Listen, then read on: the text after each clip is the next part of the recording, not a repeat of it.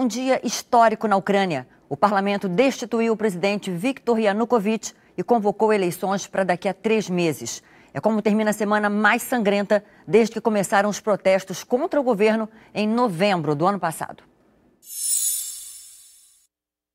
Depois de destituir o presidente Viktor Yanukovych, o parlamento convocou eleições para o dia 25 de maio. Antes havia anunciado a libertação da líder da oposição, Yulia Tymoshenko, condenada a 7 anos de prisão em 2011 por suposto abuso de poder. Ao deixar o hospital onde estava sob guarda policial, ela confirmou que será candidata à presidência. Segundo Yulia, a ditadura foi derrubada e tudo deve ser feito para que a morte de manifestantes durante os protestos contra o governo não tenha sido em vão. Do lado de fora do parlamento, uma multidão comemorou a queda de Yanukovych.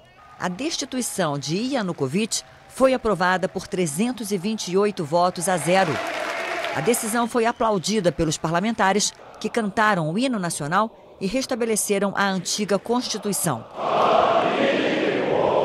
Em um vídeo divulgado pelo Serviço de Imprensa Presidencial, Viktor Yanukovych denunciou o que disse ser um golpe de Estado realizado por gangsters e afirmou que ainda é o presidente, que não deixou a Ucrânia e que não vai renunciar. Yanukovych disse que o carro em que estava quando saía de Kiev foi atacado a tiros e comparou a situação da Ucrânia à ascensão nazista. Ainda antes da deposição, manifestantes chegaram a invadir a casa e o iate do presidente. A sede da tropa de choque do governo também foi cercada. Ontem, Yanukovych havia cedido em diversos pontos após uma reunião com representantes da oposição e da União Europeia. Mas as manifestações continuaram. Os protestos tiveram início em novembro do ano passado, quando o governo se recusou a estreitar os laços com o bloco econômico europeu, se aproximando ainda mais da Rússia. Quase 80 pessoas morreram, entre policiais e manifestantes, desde o início dos conflitos. Emir Sader, boa noite, Emir. Era o desfecho esperado para esse embate entre governo e oposição? Era um desfecho possível, porque o acordo tinha 3 pontos e 2 eram ambíguos, tinha que se decidir ainda. Retomar a Constituição anterior está definido, claramente.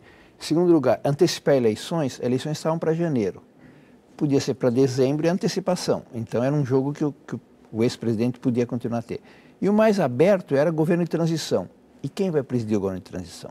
Quer dizer, o que o Congresso fez na prática foi dizer não é você e nomeou outro no lugar dele. Então a ambiguidade desses pontos permitiu que o Congresso entrasse justamente porque ele tinha se debilitado muito. Né? E como é que a Rússia deve reagir, hein, Emir? Bom, é duro para a Rússia porque é fronteira com ela.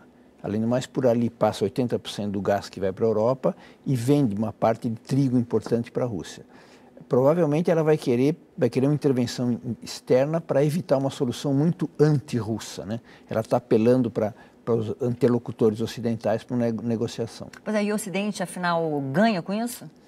Bom, acho que esse governo de transição não vai tomar resolução nenhuma, vai ser quem for eleito depois, né? Na verdade, politicamente seria se aproximar da União Europeia, mas economicamente o peso fundamental é da Rússia. Então, o dilema continua. Agora, quais são os riscos de divisão do país, hein, Emir? Pois é, Yanukovych foi se refugiar justamente na região que é mais próxima da Rússia, que tem origens russas e que economicamente depende mais da Rússia. Então, é um risco efetivo. Ele reuniu as assembleias provinciais que disseram que não acatavam a decisão do Congresso Nacional. Então, está dado o risco efetivo de autonomia de uma região em relação a outra. O Emir, quem é que tem chance de ganhar essa eleição, hein? Não é claro, porque a líder da oposição, na verdade, estava há um tempo na prisão. Ela discursou, mas ela mesmo foi vaiada. E tem 3 líderes da oposição parlamentares que podem ser candidatos. Não é muito claro, até porque com os enfrentamentos houve uma radicalização enorme. Setores de extrema-direita tiveram uma posição importante. Então não é claro, o mesmo Yanukovych tem muita popularidade. Se continuar a unidade interna, mesmo ele pode chegar a ganhar. Emir Sader, muito obrigada aqui por sua presença no Repórter Brasil.